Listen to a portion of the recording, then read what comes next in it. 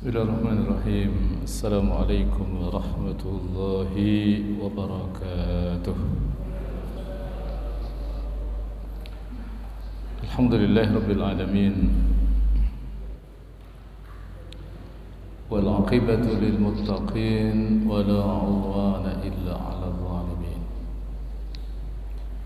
Asyhadu an la ilaha illallah wahdahu la syarika lah.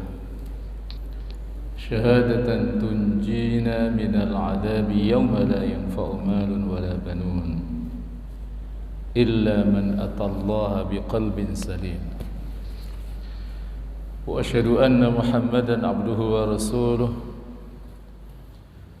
الذي أدى الأمانة وبلغ الرسالة ونصح الأمة وجاهد في سبيل الله حق جهاده. اللهم صل وسلم وبارك على هذا النبي الكريم نبينا محمد المصطفى صلى الله عليه وسلم وعلى آله وأصحابه أجمعين. أما بعد،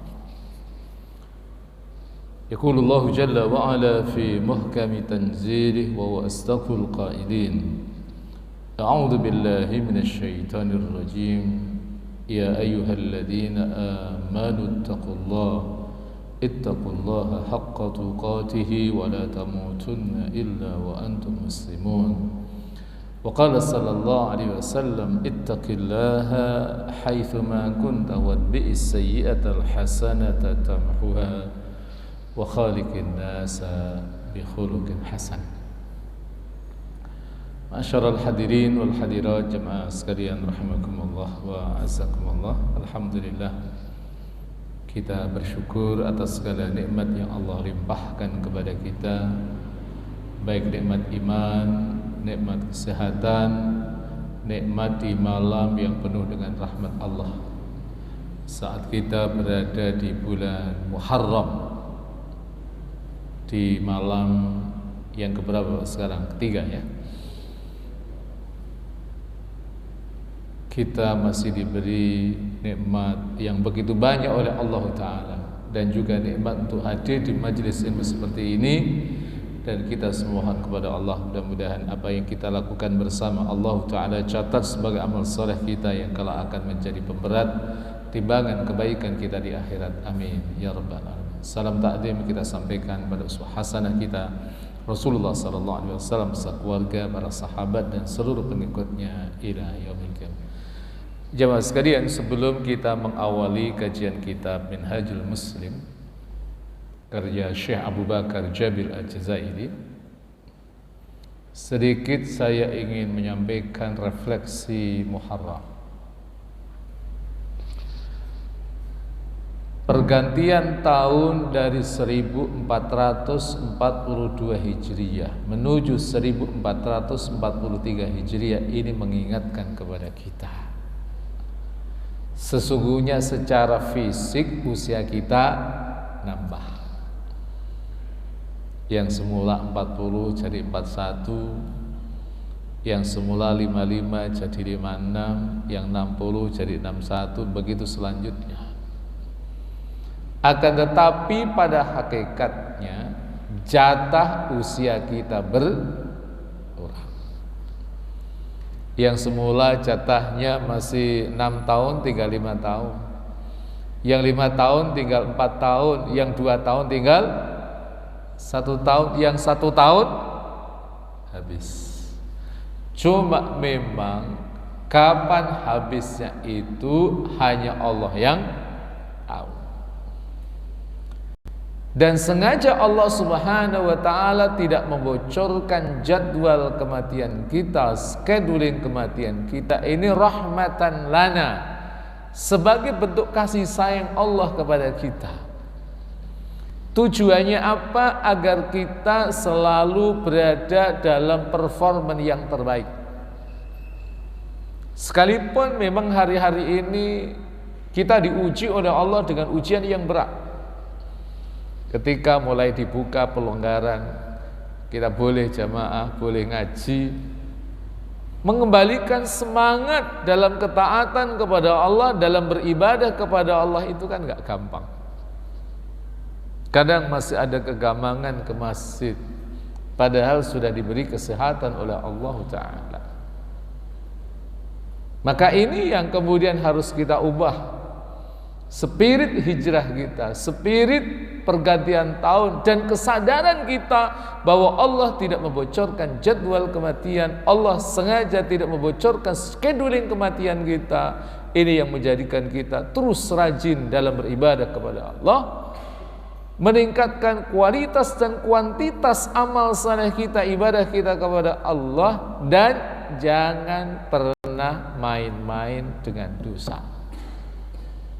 Karena kita sepakat pada diri kita, setiap kita ingin meninggal dalam keadaan husnul khatimah, dan kita berupaya terhindar dari su'ul khatimah.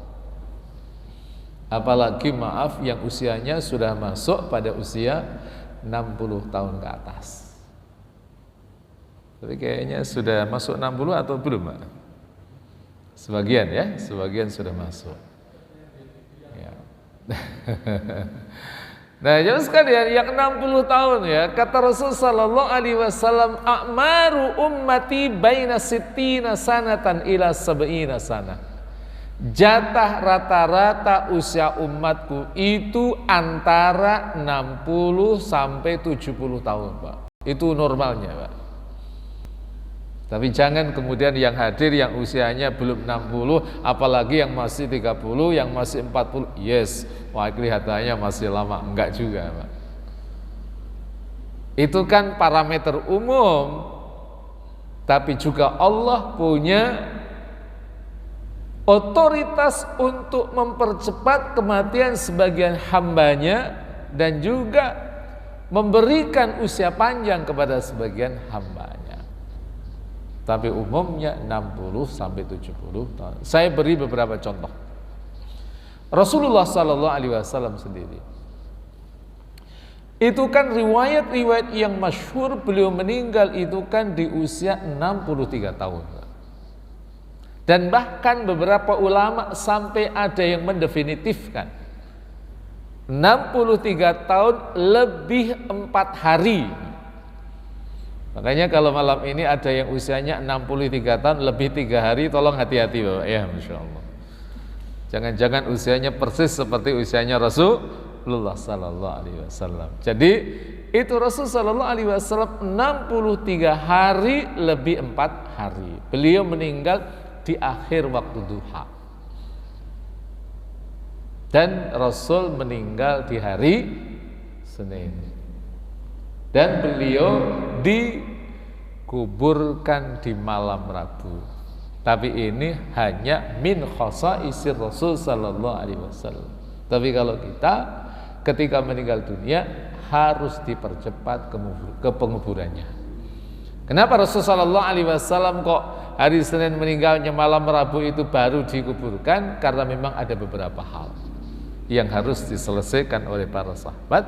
Yang pertama adalah terkait dengan beberapa sahabat, terutama sahabat Umar ibn Khattab, yang memang pada waktu itu beliau itu belum bisa menerima kalau Rasul itu meninggal. Bahkan beliau berkata, "Man qala bi anna Muhammadan qad mat sa'aqtuluh." Siapa orangnya yang berkata bahwa Muhammad telah meninggal, saya akan bunuh dia. Lima habbatihi lahu, karena kecintaan sahabat Umar kepada Rasulullah sallallahu alaihi wasallam. Tapi pelan-pelan ketika datang Abu Bakar As-Siddiq, beliau berkata, "Man abada Muhammadan fa inna Muhammadan qad mat wa man abadallaha fa innallaha lan yamut." Siapa orangnya yang menyembah Muhammad, maka Muhammad telah meninggal. Tapi barang siapa orangnya yang ia menyembah Allah, maka Allah lan yamut, tidak akan meninggal.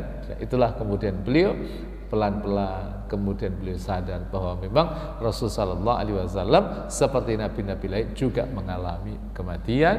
Dan kaidah kullu nafsin dha'iqatul maut, setiap jiwa itu pasti mengalami kematian, itu adalah sebuah keniscayaan yang berlaku untuk semuanya, termasuk Rasulullah sallallahu alaihi wasallam.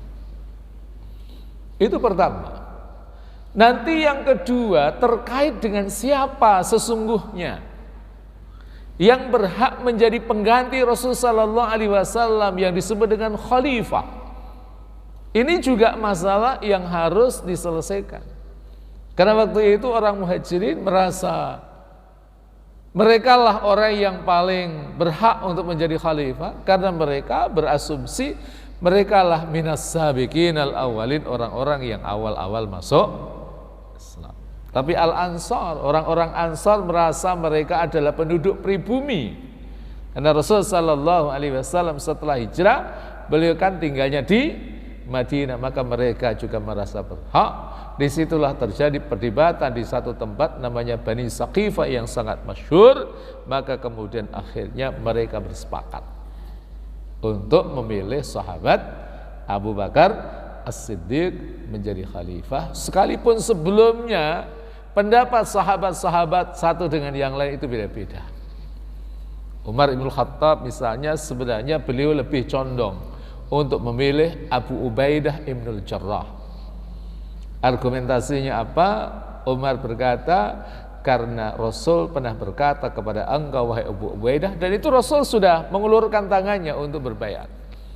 Anta aminu hadhil ummah, engkau adalah orang yang terpercaya dari umat ini. Tapi Abu Ubaidah Ibnul Jarrah berkata, enggak, tidak boleh ada orang yang mendahului orang yang ditunjuk oleh Rasul sallallahu alaihi wasallam menjadi imam ketika Rasul sallallahu alaihi wasallam dalam keadaan sakit. Disitulah kemudian Abu Ubaidah tidak punya obsesi kepemimpinan sama sekali. Tidak seperti orang sekarang. Jadi yang namanya jabatan kalau orang sekarang itu dicari, dikejar atau ditinggalkan, Pak. Tapi dulu itu tidak, karena mereka tahu bahwa kekuasaan jabatan itu adalah amanah. Kullukum ra'in wa kullukum mas'ulun an ra'iyati. Jadi semakin bahwa amanah itu semakin besar, maka tanggung jawabnya di sisi Allah itu adalah sangat besar. Jadi tidak ada masalah kalau dia jadi khalifah. Jadi akhirnya semuanya berbaiat kepada sahabat Abu Bakar, dan baru setelah itu urusan berikutnya ini, Pak, terkait dengan penguburan Rasul sallallahu alaihi wasallam. Rasul itu dikuburkan di mana? Ini kan pertanyaan juga kan, yang harus dipikirkan oleh para sahabat, gitu kan? Ada yang usul dikuburkan di Baqi saja, ya, kuburan yang berada di sebelah Masjid Nabawi. Ada yang kemudian ini adalah pendapat Abu Bakar As-Siddiq, dan ini dari Rasul sallallahu alaihi wasallam. Abu Bakar berkata, tidaklah ada seorang nabi ia meninggal melainkan ia dikuburkan di tempat ia meninggal dunia. Kan masyhur Rasul sallallahu alaihi wasallam meninggal di rumahnya Ummul Mukminin Aisyah. Jadi kemudian di kamar itulah, di tempat Rasul sallallahu alaihi wasallam meninggal, kemudian beliau dipindahkan di tempat jasad beliau meninggal itu, kemudian digali dan kemudian menjadi kuburan Rasul sallallahu alaihi wasallam yang masyhur. Dan mudah-mudahan kita punya kesempatan lagi untuk ziarah ke makam Rasulullah sallallahu alaihi wasallam. Nah, jamaah sekalian rahimakumullah wa a'azzakumullah taala. Jadi ini terkait dengan masalah hijrah Rasul sallallahu alaihi wasallam. Selanjutnya jemaah sekalian yang ingin saya tekankan terkait dengan masalah usia. Jadi Rasul sallallahu alaihi wasallam meninggal di usia berapa tahun tadi, Pak? 63 tahun. Juga nanti Abu Bakar As-Siddiq meninggal juga usianya 63 tahun. Kenapa 63 tahun? Rasul sallallahu alaihi wasallam sama Abu Bakar itu tuaan mana, Bapak Ibu? Tuaan Rasulullah atau tuaan Abu Bakar? Tuaan Rasulullah. Tuaan berapa tahun? 2 tahun. Sekalipun kalau di banyak tempat saya bertanya siapa yang lebih tua, Rasulullah atau Abu Bakar, itu banyak yang menjawab lebih tua Abu Bakar. Karena apa? Dalam logika mereka, Abu Bakar itu kan mertuanya Rasulullah. Kalau di harapan baru regensi antara menantu dengan mertua, biasanya tuaan mana Pak? Mertua kan? Tapi boleh nggak mertua itu lebih muda dari menantu? Ya boleh, contohnya ada Rasulullah. Tapi yang benar adalah Rasulullah lebih tua 2 tahun daripada sahabat Abu Bakar As-Siddiq. Lebih tua 2 tahun, dan Rasul meninggal tahun 11 Hijriah, dan sahabat Abu Bakar As-Siddiq meninggal tahun 13 Hijriah, kan berarti selang 2 tahun kan, persis, berarti 63 tahun.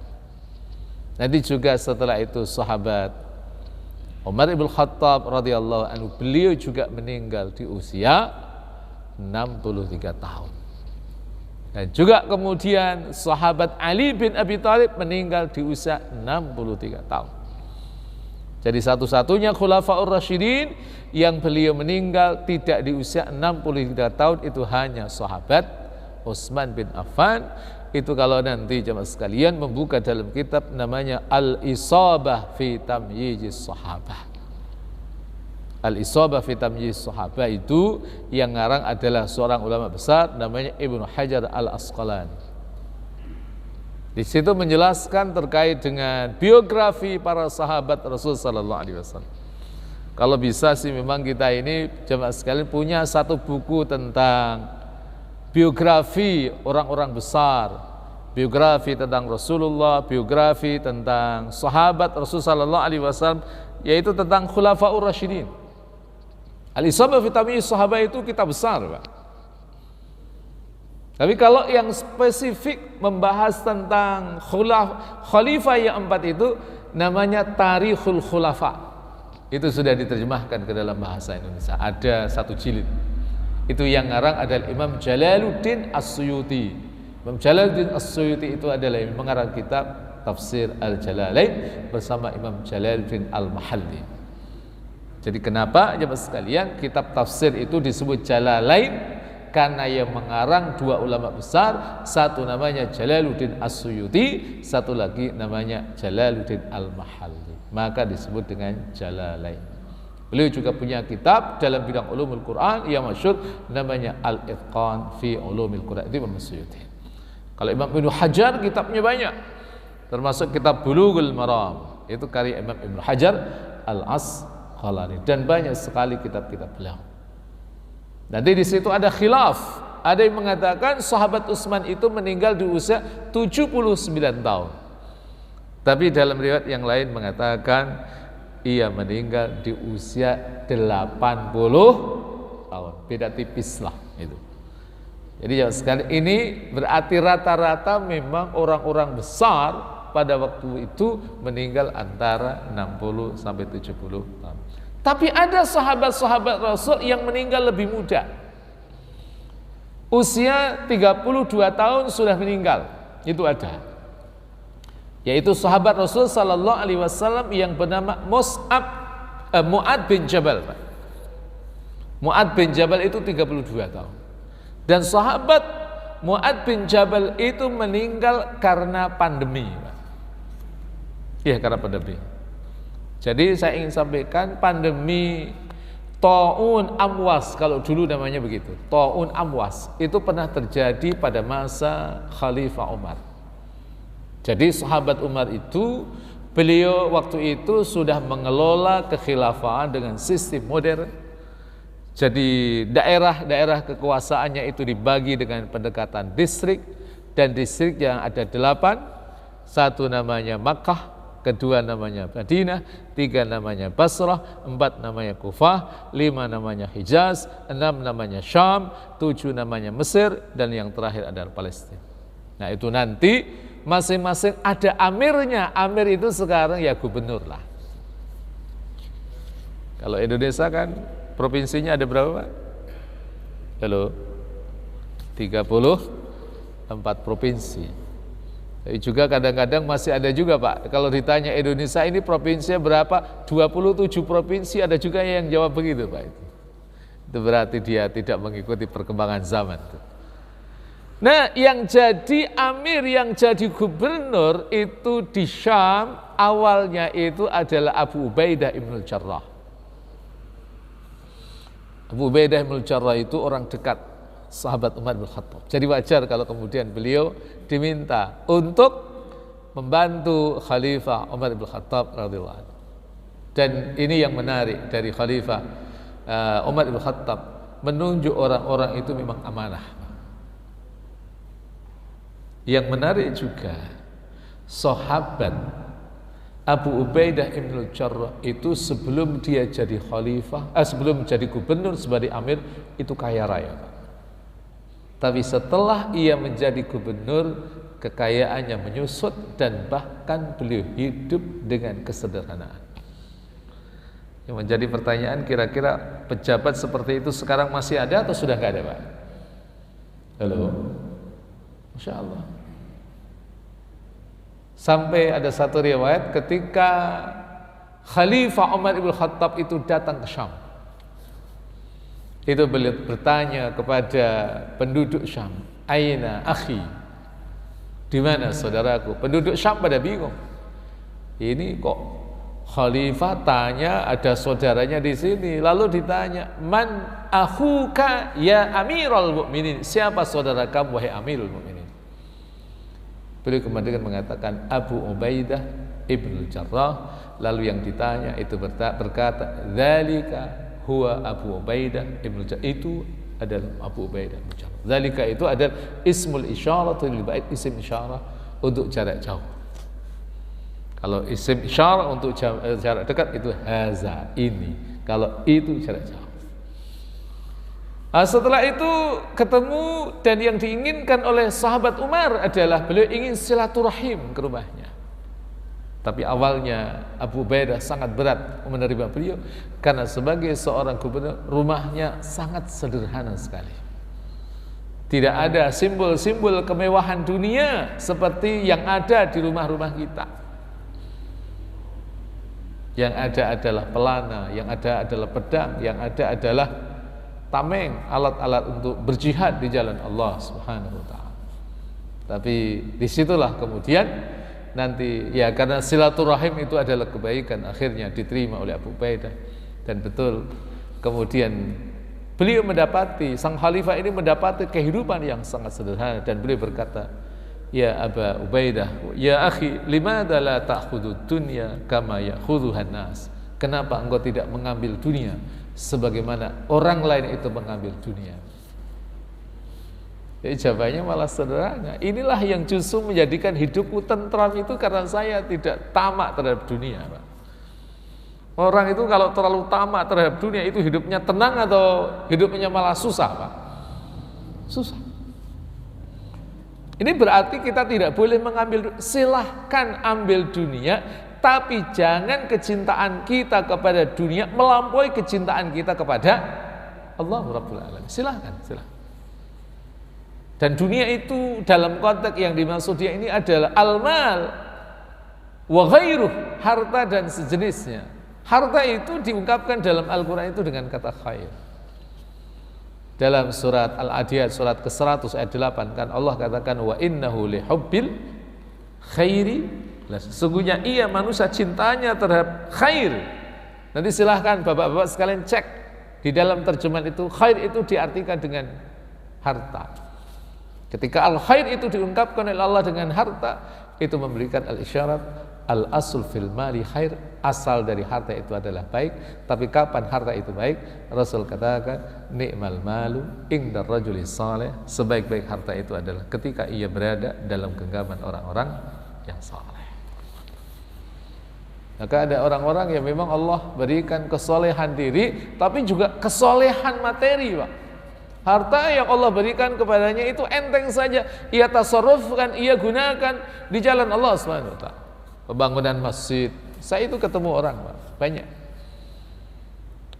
Satu, dia membangunkan satu masjid, habisnya sekitar 5 miliar. Tapi yang menarik beliau katakan, tolong saya jangan dimasukkan di kepengurusan masjid. Biasanya kalau nyumbang banyak kan langsung jadi pembina, Pak. Ini enggak. Ini sudah selesai. Ya sekitar 95% ya. Pembangunan masjid yang habis 5 miliar itu dari satu orang. Ya biar saya jadi jamaah biasa saja. Inilah makna keikhlasan seseorang. Ada satu masjid saya ikut, ya di masjid ini saya juga sempat ikut ngajar juga, Pak. Ada satu masjid juga saya sekarang masih ngajar juga. Itu renovasi masjid habis sekitar 4 miliar. 95% satu orang. 95% satu orang. Tapi yang menarik juga itu adalah beliau itu setiap hari jamaah masjid itu dikasih makan. Kecuali hari Senin dan hari Kamis karena pas hari puasa. Jadi habis pengajian seperti ini, termasuk juga kalau saya ngajarnya itu di masjid itu malam Senin, Pak. Malam Senin pertama saya ngasih di masjid itu. Itu habis pengajian seperti ini, itu makan pasti, makan besar, Pak. Beliau yang ngasih makan. Tapi ternyata makannya tidak hanya malam Senin saja, itu setiap hari siapapun yang melakukan sholat subuh sudah disiapkan minuman dan juga sudah disiapkan makanan, Pak. Makanannya tidak makanan besar. Satu orang saja. Sampai hari ini. Tapi karena ini masa pandemi ya enggak lah itu. Kalau masa pandemi hanya dikasih minuman saja. Tapi sebelum pandemi itu Masya Allah luar biasa. Ada orang-orang yang Allah rahmati seperti itu.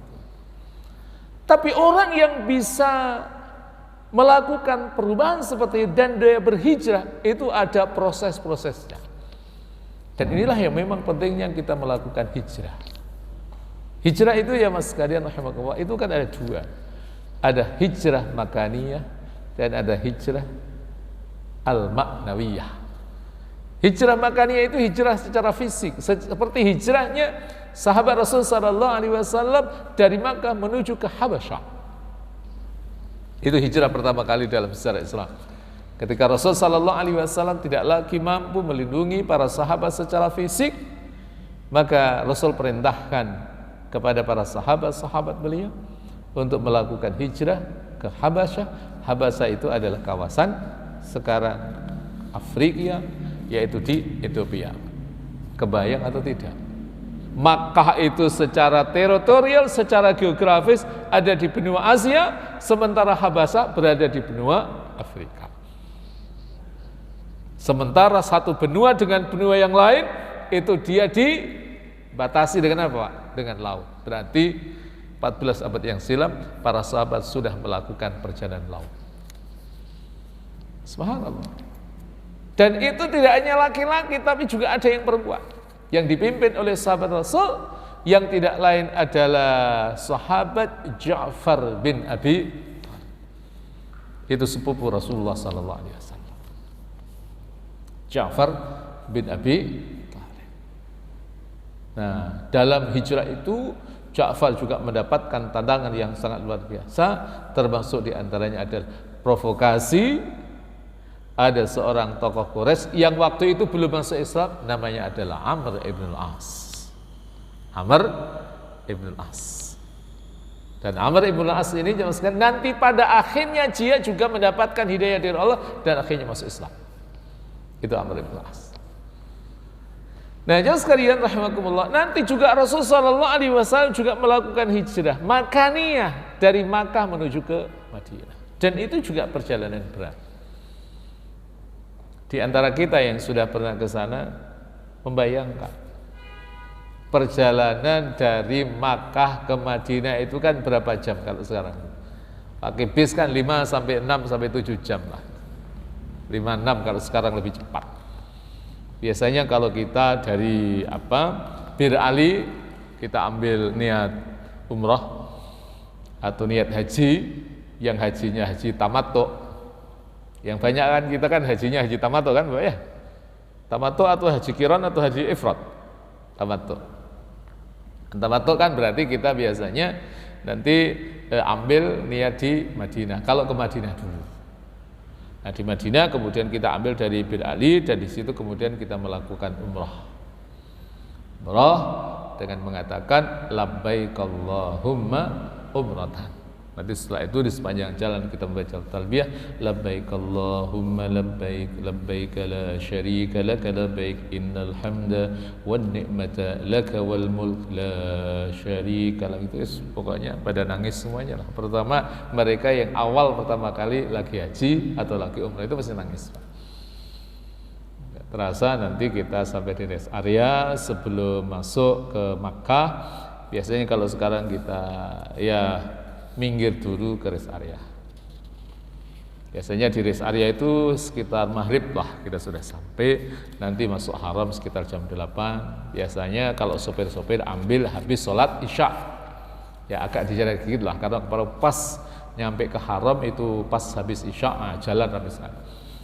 Nah jemaah sekalian rahimakumullah, itu kan kebayang kalau kita kemudian balik juga. Kalau balik kan kita biasanya nggak ke Madinah kan, tapi ke Jeddah. Jeddah, Makkah, Jeddah dekat 1,5 jam.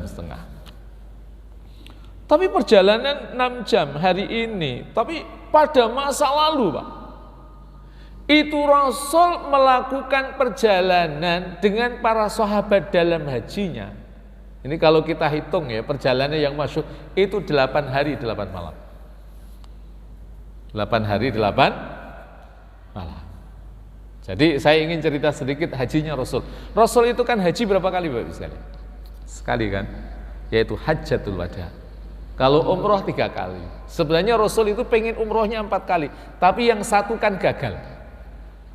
Sehingga kemudian muncul yang disebut dengan Umratul Qadha. Hadis yang diriwayatkan Imam Bukhari dari sahabat Anas bin Malik. Rasul mestinya umrohnya 4 kali, tapi 1 kali gagal. Kemudian beliau melakukan Umratul Qadha. Qadha karena mestinya dilakukan pada tahun lalu, tapi baru terjadi pada tahun berikutnya. Karena beliau sampai di satu tempat namanya Hudaybiyah, yang waktu itu beliau bersama dengan 1.300 sahabat, itu diberhentikan. Pokoknya nggak boleh, harus balik ke Madinah. 1.300.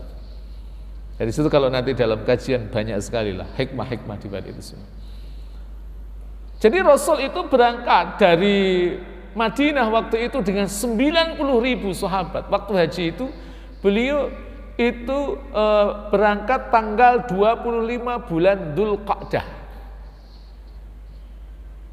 Bulan Dzulqa'dah. Sampai di Makkah tanggal 3. 25 ke 3 itu kan 8 hari kan Pak ya? Ya kan? 8 hari. Sampai di sampai di Makkah Rasul sallallahu alaihi wasallam tidak tahallul. Umrah Rasul tidak tahallul. Berbeda dengan kita kan? Kalau kita biasanya nanti karena memang apalagi yang kloter awal setelah umrah lalu kita tahallul. Setelah tawaf kemudian sa'i, nah baru saat itu kita tahallul. Nah, kemudian kita nunggu pas puncak haji, maka haji kita namanya haji tamattu. Karena kita haji tamattu maka ada dam. Damnya adalah menyembelih seekor kambing, tapi kita ganti dengan nilai real. Biasanya sekitar 300 sampai 400 real. Karena 300 sampai 400 real biasanya orang Indonesia milihnya bayar yang berapa Pak? Yang 300 atau 350 atau yang 400 Pak? Halo?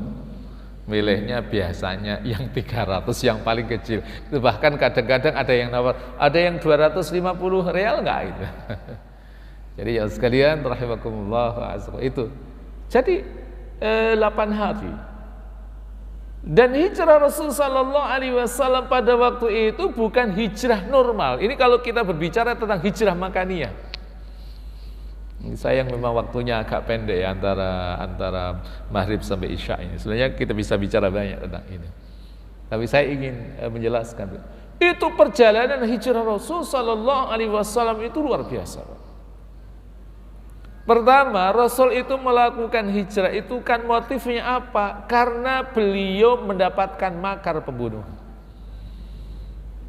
Jadi tanggal 28 bulan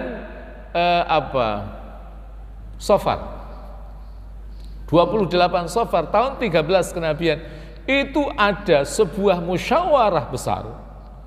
Ada istilah mubes, muktamar lah. Muktamarnya orang-orang Quraisy, semua kabilah-kabilah yang berafiliasi kepada kabilah Quraisy minus ya, Bani Hashim, itu mereka kumpul. Nah mereka membuat sebuah kesepakatan, ingin membuat apa kira-kira yang kita lakukan kepada Muhammad sallallahu alaihi wasallam yang mereka anggap sebagai orang yang telah menjadikan kehidupan mereka terganggu secara akidah, secara teologis. Itu dilakukan di sebuah rumah tokoh Quraisy namanya Lu'ay bin Kilab. Tanggal berapa itu, Pak? 28 Safar. Nah, paginya mereka membuat keputusan itu waktu itu alot, Pak. Ada yang mengusulkan bagaimana kalau kita penjara saja, bagaimana kalau kita bunuh, bagaimana kalau kemudian kita usir saja dari Makkah. Inilah yang diabadikan di dalam surat ke-8 ayat yang ke-30. Wa id yamkuru bikal ladina kafaru liyuthbituka aw yaqtuluka aw yukhrijuk wa yamkuruna wa yamkurullah wallahu khairul makirin. Dan ingatlah ketika orang-orang kafir itu membuat makar kepada engkau Muhammad untuk memenjarakan engkau, untuk membunuh engkau atau mengusir engkau. Mereka membuat makar, tapi Allah juga membuat makar, dan Allah adalah sebaik-baik yang membuat makar. Itu 12 orang akhirnya dipilih. Nanti malam ketika dibuat putusan, Muhammad dibunuh. 12 orang nanti malam harus terlibat dalam pembunuhan kepada Rasulullah SAW, biar nanti kalau Rasulullah, keluarga Rasul menuntut qisas, itu sulit. Hanya mereka 12 orang ini nanti bekerja dengan baik. Malam itu mereka sudah merangsek mendekati rumah Rasul SAW. Tapi yang namanya Rasul itu akan mendapatkan fasilitas namanya ismah, perlindungan. Orangnya namanya maksum. Dan betul malamnya itu mau dibunuh, siangnya Allah perintahkan kepada malaikat Jibril, informasikan kepada Muhammad agar dia cepat-cepat melakukan hijrah. Dan disitulah kemudian Rasulullah SAW siang itu juga menemui dua pilar dakwah, satu yaitu sahabat Abu Bakar As-Siddiq dan satu lagi adalah sahabat Ali bin Abi Thalib. Abu Bakar, beliau mendapatkan amanah untuk menemani perjalanan Rasul sallallahu alaihi wasallam.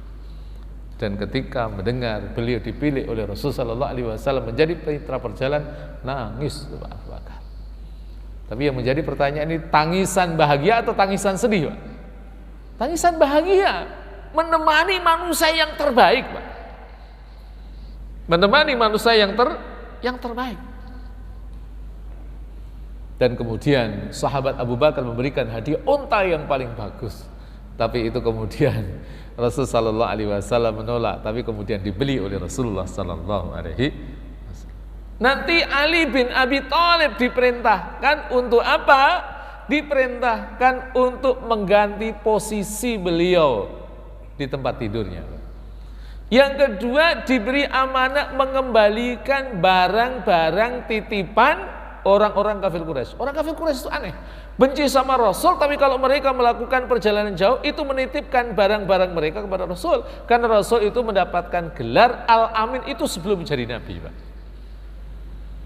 Al-Amin. Nah, maka skenario mereka jalankan, tapi kemudian mereka kalah dengan makar Allah. Maka seorang mukmin kita harus siqah billah, kita harus punya trust, punya kepercayaan kepada Allah, bahwa sesungguhnya apapun yang direncanakan oleh manusia, orang-orang yang tidak suka dengan Islam, Allah juga punya makar. Itulah yang menjadikan hati kita tenang. Kita kan sering gundah, Pak. Kita gundah tentang apa yang terjadi hari-hari ini. Tapi yakinlah Allah itu pasti punya rencana. Nah, apa yang terjadi pada waktu itu? Rasul sallallahu alaihi wasallam perintahkan kepada sahabat untuk tidur di situ, dan Rasul kemudian keluar.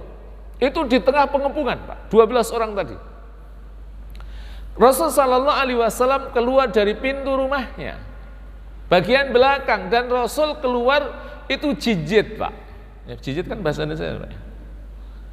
Tujuannya apa? Biar nanti tidak terdeteksi langkahnya oleh orang-orang yang nanti mereka yang jaga itu dibuat tidur oleh Allah Ta'ala.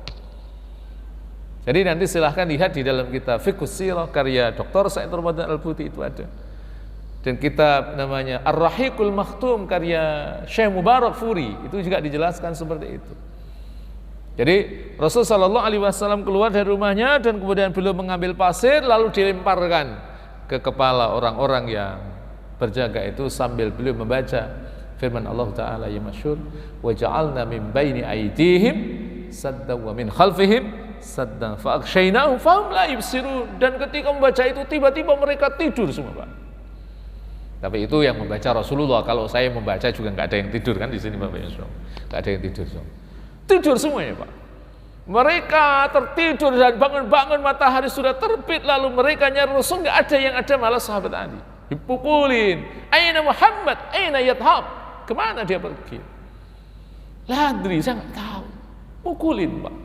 Dan kemudian mereka mengejar tempat-tempat yang diasumsikan itu menjadi tempat persinggahan Rasulullah sallallahu alaihi wasallam, itu dicari dan termasuk nanti pada akhirnya mereka sampailah di sebuah tempat namanya Gua Thur. Di Gua Thur itulah memang Rasulullah sallallahu alaihi wasallam sampai di situ. Di situ Rasulullah sallallahu alaihi wasallam 3 hari 3 malam. Dan di Gua Thur di sini juga ada satu pelajaran yang sangat menarik sekali yang diabadikan oleh Syekh Mubarakfuri dalam kitab Ar-Rahiqul Makhtumnya, ketika sahabat Abu Bakar As-Siddiq itu memang sudah janjian sama Rasul sallallahu alaihi wasallam sampai pada satu titik nanti kita kemudian ke Gua Thur. Sampai di Gua Thur berdua. Di situ ada pelajaran tentang cinta seorang sahabat kepada Rasulullah.